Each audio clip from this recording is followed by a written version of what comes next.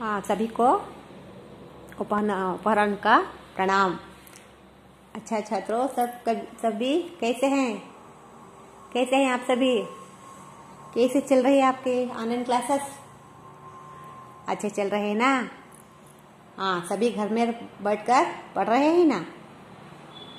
अच्छा, शाबाश। हम पिछली कक्षा में पढ़ना है जी पढ़ना है इस कविता के बारे में जानकारी हासिल करे थे ना। हाँ, इसके अब प्रश्न उत्तर लिख लो। सभी भी अपनी पाठ्य पुस्तक खोलो, पृष्ठ नंबर 5 देखो, पेज नंबर 5 खोलो। हाँ, सबसे पहले कवि परिचय। इस पढ़ना है जी पढ़ना है इस कविता के कवि का परिचय लिख लो। फर्स्ट, चंद्रपाल सिंह यादव महंग, इनका काव्य नाम मयंक। ये फर्स्ट कवि परिचय लिख लो, फर्स्ट में। इसके बाद शब्दार्थ, कठिन शब्द के अर्थ लिख लो। शब्दार्थ अपनी पाठ्य पुस्तक में ही देखकर लिख लो। इसके बाद पहला एक वाक्य में उत्तर लिखिए। फर्स्ट में लिख लो। और पहले मैं कविता के आपसे यहाँ प्रश्न उत्तर लिखी हूँ, सिर्फ उत्तर लिखती हूँ। अब फर्स्ट में प्रश्न लिखी हूँ, देखो। इम्तिहान में हमें पास होने के लिए क्या करना चाहिए? इम्तिहान में पास होने के लिए हमें रात दिन मेहनत करके पढ़ना चाहिए। वाह। इसके बाद दूसरा देखो, किससे डरना नहीं चाहिए? मेहनत करने से डरना नहीं चाहिए। तीसरा, मेहनत करने वालों की कौन मदद करते हैं? मेहनत करने वालों की भगवान मदद करते हैं। लिख ले रहे हैं ना? हाँ, देखो। इनाम किन से लेना है? इनाम पापा मम्मी से लेना है, अलवा। हाँ, प्रस्तुत कविता के कवि का नाम क्या है? यानी पढ़ना है जी पढ़ना है इस कविता के लिखने वाले कवि का नाम क्या है? पढ़ना है जी पढ़ना है इस कविता के कवि का नाम चंद्रपाल सिंह यादव है। इस कवि का काव्य नाम क्या है? इनका काव्य नाम मयंक है। इनका काव्य नाम मयंक है। हाँ, इसके बाद सेकेंड में देखो। सेकेंड में इस कविता को कंठस्थ करो। इस कविता को बेहाट रट लेकर कंठस्थ करो। अच्छे सुरीले आवाज से मैं कैसा बोल कर दी हूँ, वैसे ही आवाज से आप सभी इस कविता को कंठस्थ कीजिए, क्योंकि इस कविता को रेसिटेशन कंपटीशन यानी ये कविता को कंठस्थ करने के लिए प्रतियोगिता है। इसमें भाग लेने के लिए सहायता होती है। इसी से अब से ही कंठस्थ कर लेना चाहिए। इस कविता को कंठस्थ करो, क्योंकि बहुत सुंदर कविता है, बहुत अच्छी सी कविता है। हाँ, अब देखो तीसरा मेन, थर्ड में 2-3 वाक्यों में लिखिए। 2-3 वाक्यों में उत्तर लिखिए। कवि मयंक का जन्म कब और कहाँ हुआ? मयंक यानी चंद्रपाल सिंह यादव। इनका काव्य नाम Mayank, short and sweet name Mayank कह के पुकारते हैं। इनका तो लंबा सा नाम है ना, इसलिए काव्य नाम हर एक कवि भी अपनी अपनी पसंद का एक टाइटल यानी एक छोटा सा पेट नेम, छोटा सा नाम रख लेते हैं। इसी तरह कवि चंद्रपाल सिंह ने इनका काव्य नाम मयंक करके रखे हैं। कवि मयंक का जन्म कब और कहाँ हुआ था? मयंक यानी इनका मयंक कवि का जन्म नवंबर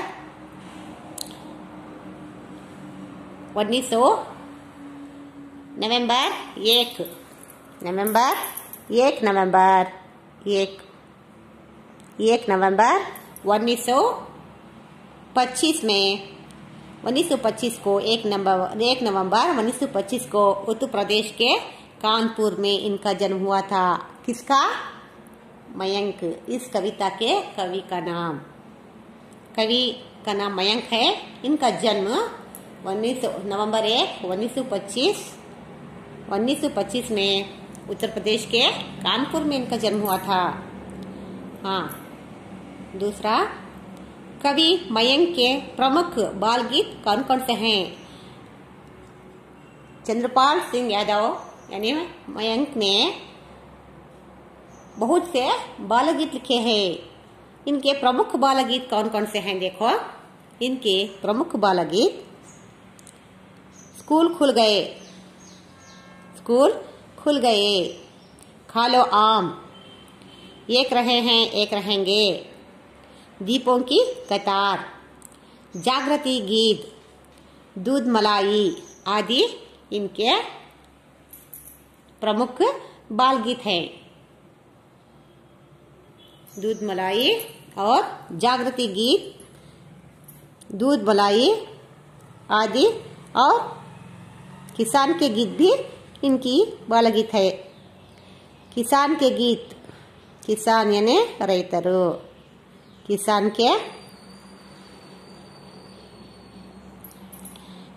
गीत, किसान खेत में खेती करते करते काम करते करते गीत गाते हैं, अपेक्ष तैयार करके गीते गाते रहते हैं। इसी तरह किसान गीत आदि इनके बाल गीत हैं। हाँ, थर्ड वन यानी तीसरा, भगवान से तुम क्या प्रार्थना करोगे? भगवान से तुम क्या प्रार्थना करोगे? भगवान से क्या मांगोगे? क्या मांगते हैं? हर वक्त भगवान से कुछ न कुछ हर एक इंसान, हर एक आदमी, औरत हो या मर्द हो, इस संसार यानी इस जग में रहने वाले हर एक मानव और प्राणियों, पक्षियों, हर एक चरिंदा परिंदा दरिंदा, हर एक प्राणी इस जग में रहने वाले हर एक भी भगवान की प्रार्थना करते ही रहते हैं, कुछ न कुछ मांगते ही रहते हैं। इसी तरह तुम अपने भगवान से क्या मांगते हो? क्या मांगते हो? क्या प्रार्थना करते हो? भगवान हमें सद्बुद्धि दे, हमारे घर वालों को स्वस्थ और अच्छे से रख, हमको पढ़ने लिखने की और इम्तिहान में प्रथम श्रेणी में पास होने के लिए रात दिन मेहनत करने की क्षमता दे, और हम खूब तरीके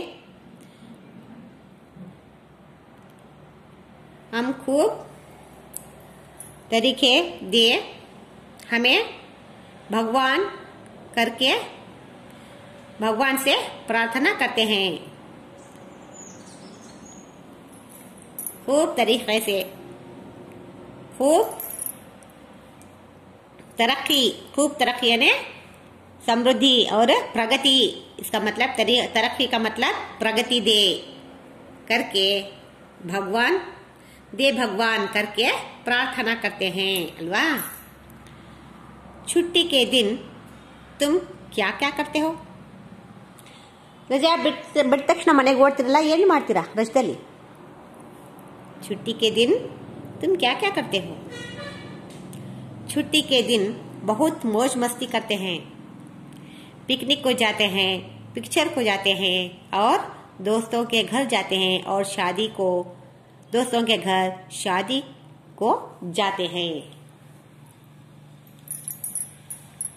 सब बच्चे मौज मस्ती करते हैं छुट्टी के दिन। क्या घर में नहीं रुकते, खेलते हैं, सहेलियों के यानी दोस्तों के साथ मिलकर खेलते हैं, पिकनिक को जाते हैं, पिक्चर को जाते हैं, दोस्तों के घर जाते हैं, और शादी और ईदों को यानी त्योहारों को जाते हैं। हाँ, कविता पढ़कर पूरा करो। ಇದು fill in the blank ಇದಿದೆ, ಬ್ಲಾಂಕ್ಸ್ ಇದೆ, ಅದನ್ನ ಕವಿತೆ ಚೆನ್ನಾಗಿ ಓದಿ ಪೂರ್ತಿ ಮಾಡಿ. ಅದು ನಾ ಹಾಗೆ ಬರೆದಿದ್ದೀನಿ, ಅದನ್ನು ನೀವು ಓದ್ಕೊಂಡು ಪೂರ್ತಿ ಮಾಡಿ. थोड़े दिन की बात और है, जमकर खूब पढ़ेंगे हम। फिर गर्मी की छुट्टी होगी, होगे बहुत मजे के दिन। मेहनत से क्या डरना है, पढ़ना है जी पढ़ना है। जीवन पथ पर चढ़ना है, पढ़ना है जी पढ़ना है. ಅದನ್ನ ಚೆನ್ನಾಗಿ ಓದಿ ಅದು ಬಿಟ್ಟಿರುವಂತಹ ಸ್ಥಳವನ್ನು ತುಂಬಿರಿ. ಕವಿತೆಯನ್ನು पूर्णಗೊಳಿಸಿ. कविता को पढ़कर पूरा करो.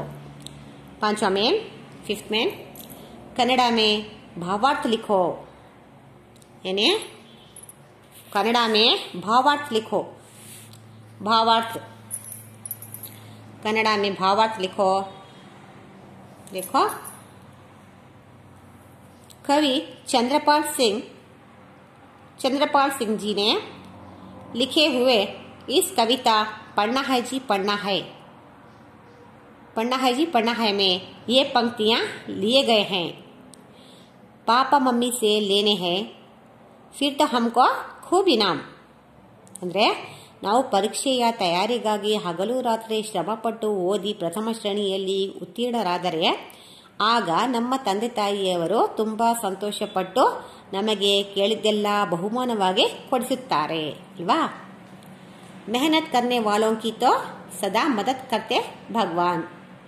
ನಾವು ಶ್ರಮವಹಿಸಿ ಕೆಲಸ ಮಾಡಿದರೆ ಆಗ ದೇವರು ನಮಗೆ ಅದರ ಫಲ ಕೊಟ್ಟೆ ಕೊಡುತ್ತಾನೆ, ನಮಗೆ ಯಾವಾಗಲೂ ಸಹಾಯ ಮಾಡುತ್ತಾನೆ ಅಲ್ವಾ.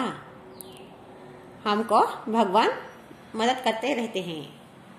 मेहनत करने वालों को कभी भी अच्छा फल भगवान दिए देते हैं. इसका भावार्थ है कन्नड़ में लिखना. 6th में नमूने के अनुसार तुक वाले शब्दों को लिखो. यानी नमूने के अनुसार वहां पर एक शब्द ये है ना, ऐसे 5 शब्द लिखना. पढ़ना यानी पढ़कर ऊपर चढ़ना, पढ़ना चढ़ना अल्वा.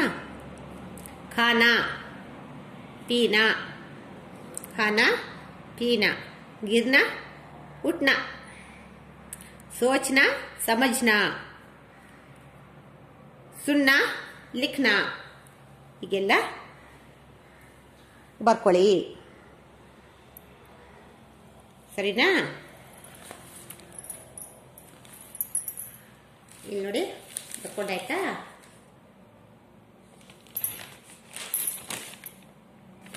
ಬರ್ಕೊಂಡಾದ್ಮೇಲೆ 6th ಮೇನ್ ಆದ್ಮೇಲೆ 7th ಒನ್ ನೋಡಿ. 7th ಮೇನ್ ನೋಡಿ ಏನಿದೆ. नमूने के अनुसार सही शब्द वाले शब्दों का मिलन करो. सही शब्द चुनकर उसे सूटेबल वर्ड्स ढूंढकर उसका मिलन करना. जैसे लाइक मैच द फॉलोइंग के जैसा है. उसका सही पढ़कर उसका सही अर्थ वाले शब्दों को पढ़कर मिलन करना. मेहनत इसका मतलब ಪರಿಶ್ರಮ. ಮೆಹನತ್ ಅಂದ್ರೆ ಪರಿಶ್ರಮ, ಶ್ರಮ ಪಡುವುದು. ಸೆಕೆಂಡ್ ಒನ್ ಇನಾಮ್ ಅಂದ್ರೆ ಪುರಸ್ಕಾರ, ಬಹುಮಾನ ಅಂತ ಹೇಳಿ. ಇನಾಮ್ ಅಂದ್ರೆ ಪುರಸ್ಕಾರ. ಮೆಹನತ್ ಅಂದ್ರೆ ಶ್ರಮ ಪಡುವುದು, ಕಷ್ಟಪಡುವುದು. ಮೆಹನತ್ ಇನಾಮ್ ಪುರಸ್ಕಾರ ಅಥವಾ ಬಹುಮಾನ. ಇದರಲ್ಲಿ ಪುರಸ್ಕಾರ ಅಂತ ಇದೆಯಲ್ಲ ಅದಕ್ಕೆ ಜೋಡಿ ಮಾಡಿ. ಮದದ್ ಅಂದ್ರೆ ಸಹಾಯತಾ. ಆ ಕಡೆ ಫಸ್ಟ್ ಒನ್ ಇದೆಯಲ್ಲ ಅದಕ್ಕೆ ಜೋಡಿ ಮಾಡಿ. ಮದದ್ ಸಹಾಯತಾ. ಇಮ್ತಿಹಾನ್ ಅಂದ್ರೆ ಪರೀಕ್ಷೆ ಅಂತ. ಕನ್ನಡದಲ್ಲಿ ಪರೀಕ್ಷೆ ಅಂತ ಇದೆಯಲ್ಲ, ಹಿಂದಿಯಲ್ಲಿ ಪರೀಕ್ಷಾ ಅಂತ ಹೇಳ್ತೇವೆ. ಪರೀಕ್ಷಾ, ಇಮ್ತಿಹಾನ್, ಪರೀಕ್ಷಾ. ಪಥ್ ಅಂದ್ರೆ ಮಾರ್ಗ ಅಥವಾ ದಾರಿ. ಮಾರ್ಗ ಅಥವಾ ದಾರಿ. 8ನೇ ನೋಡಿ, 8ನೇ ಮೇನ್ 8ನೇ ಮೇಲ್ ನೋಡಿ ಏನಿದೆ. इसमें 5 खेलों के नाम छिपे हैं, ढूंढ कर लिखो. ಆಕ್ಚುಲಿ ನಿಮ್ಗೆ ಹೇಳಬೇಕಾಗಿತ್ತು, ನಾನು ಹುಡುಕಾಡಿ ಇದನ್ನ ಬರ್ಕೊಂಡು ಬನ್ನಿ ಅಂತ. ಅದ್ರ ಬಾಕ್ಸ್ ಒಳಗಡೆ 5 आटಗಳ ಹೆಸರಿದೆ.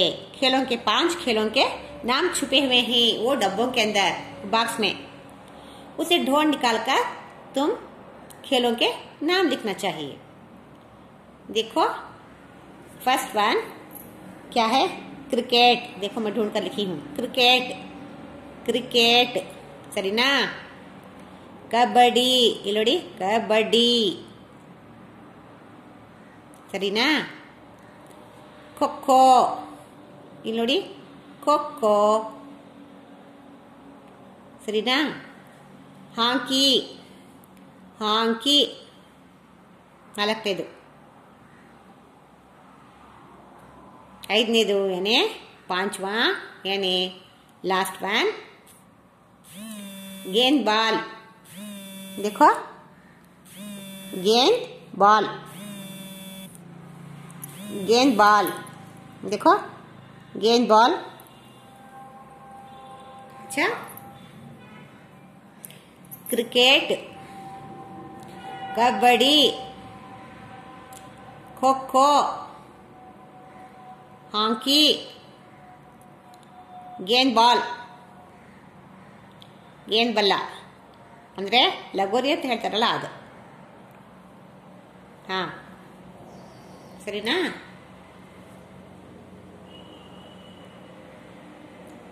गेंद बल्ला ಅಂತ.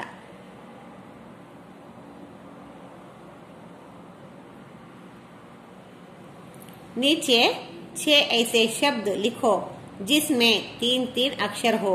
लुड़ी उदाहरण है, देखो उदाहरण के साथ. नौवा मेन यानी 9th वन. देखो नीचे 6 ऐसे शब्द लिखो जिनमें 3-3 अक्षर हो. कमल, ಕಮಲ್ ಅಂತ ಇದೆಯಲ್ಲ, ಅದೇ ಥರ 3 ಶಬ್ದವನ್ನ ಬರುವಂತಹ 6 ಹೊಸ ಶಬ್ದಗಳನ್ನು ಬರ್ಕೊಂಡು ಬನ್ನಿ. ಮನೆಯಿಂದ ಬರೀರಿ, ಮನೆಯಿಂದ ಬರ್ಕೊಂಡು ಬನ್ನಿ. ये ही आप सभी को घर पर काम है. यानी 6 नए शब्द लिखो जिसमें 3-3 अक्षर हो. 3-3 अक्षर हो. मालूम हुआ सभी को? हाँ, ये लिख लेकर आना है. आप देखो छात्र, अब आगे चलेंगे. अब अध्यापक दूसरा पाठ यानी अध्यापक और विद्यार्थी के ओर चलेंगे. इस पाठ में अध्यापक और विद्यार्थी के बारे में जानकारी प्राप्त करेंगे. अध्यापक और विद्यार्थियों के बीच में होने वाले संभाषण यानी होने वाले बातचीत के लिए बातचीत है. कैसे बातचीत करते हैं विद्यार्थी और अध्यापक और विद्यार्थियां कैसे बातचीत करते हैं देखेंगे इस पाठ में. हाँ, पुस्तक खोलिए, पाठ्य पुस्तक खोलिए, पुष्ट नंबर 9 यानी पेज नंबर 9. अध्यापक और विद्यार्थी. इस पाठ में अध्यापक और विद्यार्थी के बीच प्रश्नोत्तर चलता है. अध्यापक और विद्यार्थियों के बीच प्रश्नोत्तर चलता है. बातचीत कैसे करते हैं देखो.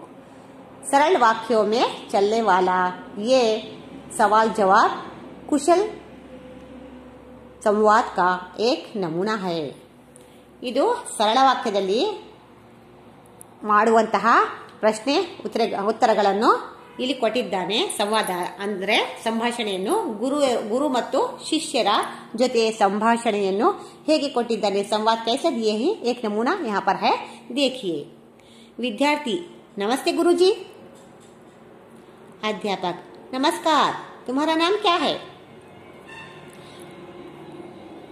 विद्यार्थी, मेरा नाम रमेश है, ये मेरी बहन है। अध्यापक, रमेश, तुम्हारी बहन का नाम क्या है? रमेश, बहन का नाम राधा है। अध्यापक, राधा, तुम कहाँ पढ़ती हो? राधा, मैं सरकारी स्कूल में पढ़ती हूँ। अध्यापक, ये तुम्हारा भाई है क्या रमेश? रमेश, हाँ, ये मेरे बड़े भाई हैं। अध्यापक, क्या नाम है इसका? रमेश, इनका नाम सुहास है।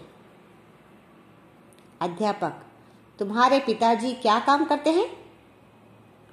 रमेश, मेरे पिताजी वकील हैं।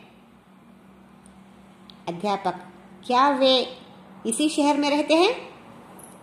जी हाँ, वे इसी शहर में रहते हैं। गुरुजी, क्या मैं आपका नाम जान सकता हूँ? अध्यापक, हाँ, अवश्य, मेरा नाम पवन कुमार है।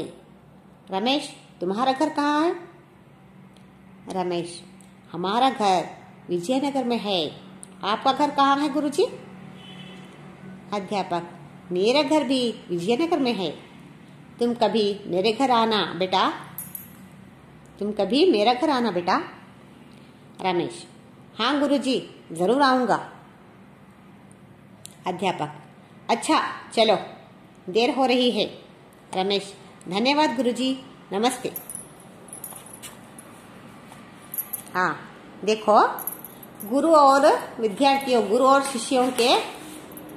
शिष्यों के बीच होने वाले संभाषण यहाँ पर संवाद दिया है। कैसे बातचीत करते हैं, सरल वाक्यों में दिया है, बहुत अच्छे अंदाज से लिखे हैं। इस पर कवि का पता तो नहीं है। अध्यापक और विद्यार्थियों के बीच होने वाली संभाषण यानी संवाद। विद्यार्थियां नए स्कूल आए रहते हैं। वहाँ एक गुरुजी खड़े रहते हैं। उनको विद्यार्थियों देखकर नमस्ते गुरुजी करके नमस्कार करते हैं। वो दो लड़के और एक लड़की। अध्यापक, नमस्कार, तुम्हारा नाम क्या है? हाँ, नमस्ते, ನಿನ್ನ ಹೆಸರೇನಪ್ಪ ಅಂತ ಕೇಳ್ತಾರೆ. ವಿದ್ಯಾರ್ಥಿ, मेरा नाम रमेश है, ये मेरी बहन है. ನನ್ನ ಹೆಸರು ರಮೇಶ್ ಅಂತ ಗುರುಜಿ, ಇವಳು ನನ್ನ ತಂಗಿ ಅಂತ ಹೇಳ್ತಾ ಇದ್ದಾರೆ. ಅಧ್ಯಾಪಕ, ರಮೇಶ್, तुम्हारी बहन का नाम क्या है? ಹೌದಾ ರಮೇಶ್, ನಿನ್ನ ತಂಗಿನ ಇವಳು, ಅವಳ ಹೆಸರೇನು ಅಂತ ಕೇಳ್ತಾ ಇದ್ದಾರೆ. मेरी बहन का नाम राधा है, ನನ್ನ ತಂಗಿಯ ಹೆಸರು ರಾಧಾ ಅಂತ ಗುರುಜಿ ಅಂತ ಹೇಳ್ತಾ ಇದ್ದಾನೆ. ಅಧ್ಯಾಪಕ, ರಾಧಾ, तुम कहाँ पढ़ती हो? ಹೌದಾ, ನಿಮ್ಮ ತಂಗಿ ಹೆಸರು ರಾಧಾನಾ? ಹಾ, ಒಳ್ಳೇದು. ರಾಧಾ, ನೀನು ಎಲ್ಲಿ ಓದ್ತಾ ಇದೀಯಪ್ಪ? ಎಲ್ಲಿ ಓದ್ತಾ ಇದೀಯಮ್ಮಿ ಅಂತ ಹೇಳಿ ಕೇಳ್ತಾರೆ. ರಾಧಾ, ನೀನು ಎಲ್ಲಿ ಓದ್ತಾ ಇದೀಯಪ್ಪಿ ಅಂತ ಕೇಳ್ತಾರೆ ಗುರುಜಿ. ರಾಧಾ, ಮೈ ಸರ್ಕಾರಿ ಸ್ಕೂಲ್ में पढ़ती हूँ, ನಾನು ಸರ್ಕಾರಿ ಸ್ಕೂಲಲ್ಲಿ ಓದ್ತಾ ಇದ್ದೀನಿ ಗುರುಗಳೇ ಅಂತ ಹೇಳಿ ಹೇಳ್ತಾಳೆ ರಮೇಶ್ की बहन राधा. ಅಧ್ಯಾಪಕ, ये तुम्हारा भाई है क्या रमेश? ಇನ್ನೊಬ್ಬ ಹುಡುಗ ಇರ್ತಾನೆ, ದೊಡ್ಡವನು ಸ್ವಲ್ಪ. ಅವನಿಗೆ ಕೇಳ್ತಾನೆ, ರಮೇಶ್, ಇವನು ನಿನ್ನ ಅಣ್ಣನ ಅಂತ ಕೇಳ್ತಾನೆ. ರಮೇಶ್, ಹಾ, ये मेरे बड़े भाई हैं. ಹೌದು ಗುರುಜಿ, ಇವನು ನಮ್ಮ ಅಣ್ಣ, ನಮ್ಮ ದೊಡ್ಡ ಅಣ್ಣ ಇವರು ಅಂತ ಹೇಳ್ತಾರೆ. ಅಧ್ಯಾಪಕ, ಕ್ಯಾ ನಾಮ್ ಹೈ ಇಸ್ಕಾ? ಇವನು ನಿಮ್ಮ ದೊಡ್ಡ ಅಣ್ಣನ? ಹಾಗಾದ್ರೆ ಇವನ ಹೆಸರೇನು ಅಂತ ಗುರುಜಿ ಕೇಳ್ತಾರೆ. ರಮೇಶ್, ಇನ್ಕಾ ನಾಮ್ ಸುಹಾಸ್ ಹೈ, ಇವರ ಹೆಸರು ಸುಹಾಸ್ ಅಂತ ಗುರುಜಿ ಅಂತ ಹೇಳ್ತಾರೆ. ಅಧ್ಯಾಪಕ, तुम्हारे पिताजी क्या काम करते हैं? ಹಾಗಾದ್ರೆ ನಿಮ್ಮ ಅಪ್ಪಾಜಿ ಇದಾರಲ್ಲ, ಅವ್ರು ಏನು ಕೆಲಸ ಮಾಡ್ತಾರೆ ಅಂತ ಕೇಳ್ತಾರೆ ಗುರುಗಳು. ರಮೇಶ್, ಮೇರೆ ಪಿತಾಜಿ ವಕೀಲ್ ಹೇ, ನಮ್ಮ ತಂದೆಯವರು ಲಾಯರ್ ಆಗಿದ್ದಾರೆ, ವಕೀಲ್ ಆಗಿದ್ದಾರೆ ಅಂತ ಹೇಳ್ತಾನೆ. ಅಧ್ಯಾಪಕ, ಕ್ಯಾ ವೇ ಇಸಿ ಶಹರ್ ಮೇ ರಹತೆ ಹೇ? ವೇ ಅಂತ ಬಂದ್ರು. ವೇ ಅಂದ್ರೆ ದೊಡ್ಡವ್ರಿಗೆ ಹೇಳ್ತಾರೆ, ಅಥವಾ ಬಹುವಚನ ತುಂಬ ಜನ ಇದ್ರೆ ಹೇಳ್ತಾರೆ ವೇ ಅಂತ ಹೇಳಿ. ಇವ್ರು ದೊಡ್ಡವರಲ್ಲ, ಅದಕ್ಕೆ ವೇ ಅಂತ ಅನ್ವಯಿಸುತ್ತೆ. ಹಾಂ, ಆದರೆ ಇವರು ಇದೇ ಊರಲ್ಲಿ ಕೆಲಸ ಮಾಡ್ತಾರಾ, ಇದೇ ಊರಲ್ಲಿ ಇದ್ದಾರಾ ಅಂತ ಕೇಳ್ತಾರೆ. रमेश, जी हाँ, वे इसी शहर में रहते हैं गुरुजी. क्या मैं आपका नाम जान सकता हूँ? हाँ, ನಮ್ಮ ತಂದೆಯವರು ಇಲ್ಲೇ ಡ್ಯೂಟಿ ಮಾಡ್ತಾರೆ ಗುರುಜಿ. ಆದರೆ ನಿಮ್ಮ ಹೆಸರು ನಾನು ಕೇಳ್ಬೋದಾ ಗುರುಗಳೇ ಅಂತ ಕೇಳ್ತಾನೆ. ಅಧ್ಯಾಪಕ, ಹಾ, ಅವಶ್ಯ, मेरा नाम पवन कुमार है रमेश. ರಮೇಶ್ तुम्हारा घर कहाँ है? ಅವಶ್ಯವಾಗಿ ಕೇಳಪ್ಪ, ಯಾರು ಬೇಡ ಅಂತಾರೆ. ನನ್ನ ಹೆಸರು ಪವನ್ ಕುಮಾರ್ ಅಂತ. ನಿಮ್ಮ ಮನೆಯಲ್ಲಿದೆ? ಹೊಸದಾಗಿ ಬಂದಿದ್ದೀರಾ ನೀವು? ನಿಮ್ಮ ಮನೆಯಲ್ಲಿದೆ ಅಂತ ಹೇಳಿ ಕೇಳ್ತಾ ಇದ್ದಾರೆ. ರಮೇಶ್ हमारा घर विजयनगर में है. आपका घर कहाँ है गुरुजी? ನಮ್ಮ ಮನೆ ವಿಜಯನಗರದಲ್ಲಿದೆ ಗುರುಗಳೇ. ನಿಮ್ಮ ಮನೆಯಲ್ಲಿದೆ ಅಂತ ಹೇಳಿ ಕೇಳ್ತಾ ಇದ್ದಾನೆ. रमेश अध्यापक मेरा घर भी विजयनगर में है. तुम कभी मेरे घर आना बेटा. ನನ್ನ ಮನೆಯೂ ಕೂಡ ನಿಮ್ಮ ಏರಿಯಾದಲ್ಲೇ ವಿಜಯನಗರದಲ್ಲೇ ಇದೆ. ಯಾವಾಗಾರ ನಿಮಗೆ ಬಿಡುವು ಸಿಕ್ಕಿದ್ರೆ ಒಂದ್ಸರಿ ಬಾ ಮಗ ಅಂತ ಹೇಳಿ ಕರೀತಾರೆ ಗುರುಗಳು. ರಮೇಶ್ ಹಾಂ ಗುರುಜಿ ಜರೂರು ಆऊंगा. ಆಯಿತು ಗುರುಗಳೇ, ಖಂಡಿತವಾಗ್ಲೂ ಬರ್ತೀನಿ. ನಾನು ಟೈಮ್ ಸಿಗುವಾಗ ಖಂಡಿತವಾಗ್ಲೂ ನಿಮ್ಮ ಮನೆ ನೋಡ್ಕೊಂಡು ಹುಡ್ಕೊಂಡು ಬರ್ತೇನೆ. ಅಧ್ಯಾಪಕ್ अच्छा चलो देर हो रही है. ಆಯಿತು, ನಡೀರಿ ಹೋಗೋಣ, ಕ್ಲಾಸಿಗೆ ಲೇಟ್ ಆಗುತ್ತೆ, ಲೇಟ್ ಆಗ್ತಾ ಇದೆ, ಹೋಗಿ ನಡೀರಿ ಹೋಗೋಣ ಅಂತ ಹೇಳಿ ಗುರುಗಳು ಹೋಗ್ತಾರೆ. ರಮೇಶ್ ಧನ್ಯವಾದ ಗುರುಜಿ, ನಮಸ್ತೆ. ಆಯಿತು ಗುರುಗಳೇ, ಧನ್ಯವಾದ. ಇಷ್ಟೊಂದು ಮಾತಾಡಿಸಿದ್ದಕ್ಕೆ ನಿಮಗೆ ತುಂಬ ಥ್ಯಾಂಕ್ಸ್ ಅಂತ ಹೇಳ್ತಾರಲ್ಲ, ತುಂಬ ಅಚ್ಚಾ ಗುರುಜಿ, ಆಪ್ಕೋ ಧನ್ಯವಾದ ಅಂತ ಹೇಳಿ ನಮಸ್ತೆ ಗುರುಜಿ, ಹೋಗ್ಬರ್ತೀವಿ ಅಂತ ಹೇಳಿ ಹೋಗ್ತಾ ಇದ್ದಾರೆ. ರಮೇಶ್ ಮತ್ತು ಸುಹಾಸು ಮತ್ತೆ ಅವರ ತಂಗಿ ರಾಧಾ ಮೂವರು ಫಸ್ಟಿಗೆ ಬಂದಿರ್ತಾರೆ. ರಿಓಪನ್ ಆಗಿರುತ್ತೆ ಸ್ಕೂಲು. ಅಲ್ಲಿ ಹೊರಗಡೆ ನಿಂತ್ಕೊಂಡು ಒಬ್ಬರು ಗುರುಗಳು ಬರ್ತಾ ಇರ್ತಾರೆ. ಅವ್ರಿಗೆ ನೋಡಿ ನಮಸ್ತೆ ಅಂತ ಹೇಳಿ ಮಾತಾಡ್ತಾರೆ ಫಸ್ಟ್ ಅವರು. ಆಯಿತು, ನಮಸ್ತೆ ನಮಸ್ತೆ ಮಕ್ಕಳೇ, ಏನಪ್ಪ ನಿನ್ನ ಹೆಸರು ಅಂತ ಹೇಳಿ ಮಾತುಕತೆ ಹೇಳಿದ್ದಾರೆ ಗುರುಗಳು ಮತ್ತು ಶಿಷ್ಯರು. ಗುರುಗಳು ಮತ್ತು ಶಿಷ್ಯರ ನಡುವೆ ನಡೆಯುವ ಸಂಭಾಷಣೆಯೇ अध्यापक और विद्यार्थी ಅಂತ ಹೇಳಿ दूसरा पाठ है. आप सभी को बहुत छोटा पाठ रहा तो भी बहुत अच्छा है. दोनों के बीच कैसे संवाद करना है, कैसी बातचीत करना है, कैसे ढंग से बात करना है करके इस पाठ से हमको इसका आशय मिलता है. यानी अध्यापक और विद्यार्थियों के बीच होने वाली बातचीत का नमूना दिया है सरल वाक्यों में. सरल और आसान वाक्यों में यहाँ पर अध्यापक और विद्यार्थियों के बीच होने वाली सरल भाषा में होने वाली संवाद को यहाँ पर दिया है. बहुत अच्छे अंदाज से लिखे हैं कवि, बहुत अच्छे सरल वाक्य में दिया है. ऐसे बातचीत की, ऐसे रंग ढंग की, ऐसे बातचीत की रीति नीति आप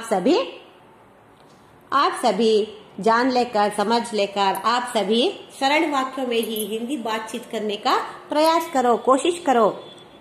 कौन सी भी बातचीत, कौन सी भी भाषा कोई भी कठिनाई नहीं, करते करते आसान हो जाती है, करते करते सरल हो जाती है. वो ಮಾತಾಡ್ತಾ ಇದ್ರೆ ರೂಢಿ ಆಗ್ಬಿಡುತ್ತೆ. पहले समझना वो क्या बोल रहे हैं, खामोश रहकर समझना. आप सभी कक्षा में खामोशी से बैठकर अपने अध्यापक यानी अध्यापिका क्या बोलते हैं, क्या करते हैं, गौर कर सुनना है, ध्यान देकर सुनना है और समझने की कोशिश करना है. कौन सी भी भाषा कठिन नहीं है, क्योंकि समझना है, समझकर सोचना है उसके बारे में. मालूम नहीं हुआ तो एक नहीं, दो नहीं, 5 बार पूछिए. मुझे क्या भी कठिनाई नहीं, मुझे क्या भी बेजारी नहीं आता. आप कभी भी कौन सा भी प्रश्न पूछिए, मैं कभी भी उत्तर देने तैयार हूँ. अपने आंखों के सामने नहीं तो क्या कॉल के जरिए, फोन के जरिए बातचीत कर सकते हो मेरे साथ. इसीलिए अध्यापक और विद्यार्थी की संवाद के जैसा आप हिंदी में, इंग्लिश में, कन्नड़ में बातचीत करने का तरीका सीख लीजिए. कैसे बात करते हैं, विद्यार्थियों के साथ कैसे बात करते हैं, अध्यापक यानी अध्यापिकाओं के साथ कैसे बातचीत करते हैं, माँ बाप के साथ कैसा व्यवहार करते हैं, अपने दोस्तों के साथ कैसा व्यवहार करते हैं, बड़ों के साथ अभिमान और गौरव से बात करना है, और छोटों के साथ खुशी से और प्रेम से बात करना है. छोटे क्या भी बोले दे उनको डांटना नहीं, प्रेम से बात करना है. उनको अच्छे तरीके से प्रेम से बात करना है. छोटे बच्चे हैं ना, वो छोटों से प्रेम से बात करना है और बड़ों से गौरव और मान मर्यादा के साथ बात करना है। इस गुरु यानी अध्यापकों के साथ बहुत आदर से और अभिमान से और गौरव से बात करना है। अपने माँ बाप से भी गौरव से, बड़ों से गौरव और अभिमान से बात करना है। छोटों से प्यार भर के प्रेम से बात करना है और उनको समझाना है। ऐसा अध्यापक और विद्यार्थी के बीच होने वाला संवाद के बारे में आज हम इस पाठ का अध्ययन कर चुके हैं। अगली कक्षा में इसके बारे में और आगे पढ़ेंगे और आगे इसके प्रश्न उत्तर लिखेंगे। कल आप सभी अच्छा इस पाठ को अच्छा याद कर आओ। अब मैं पहले आप सभी को पढ़ना है जी, पढ़ना है। इस कविता के प्रश्न उत्तर लिखाई हूं ना, वो याद करके आना है और मैं कितना अब लिखाई हूँ वो सब 2-2 बार लिखना चाहिए। 2-2 बार, एक बार देख कर लिखिए, दूसरे बार ऐसा लिखिए। आता है कभी भी कौन सा भी प्रश्न पूछेंगे आप सभी उत्तर देने के लिए तैयार रहना चाहिए। आप सभी को वर्णमाला और बाराकड़ी आती है ना, क्या भूल गए हैं? इसके साथ साथ इस प्रश्न उत्तर के साथ अक्षरा, वर्णमाला और बाराकड़ी 2-2 बार लिख कर आना है घर पर काम। वर्णमाला, बाराकड़ी 2-2 बार और 1 से 30 तक गिनती 2-2 बार और ये प्रश्न उत्तर, ये सभी घर पर बैठकर लिखना है। लिख कर रख लो और इसमें सेंट मत करो। मैं स्कूल में आप सभी आते ना, जब देखती हूँ होमवर्क बुक में लिख कर रखो। आप कभी भी शाला आते हैं ना, जब आपके नोट्स चेक करती हूँ, होमवर्क बुक। अच्छा छात्रों, इतने खामोशी के साथ आप सभी अच्छे खामोशी के साथ बैठकर इस पाठ को सुनने के लिए बहुत धन्यवाद। चलो छात्रों, धन्यवाद।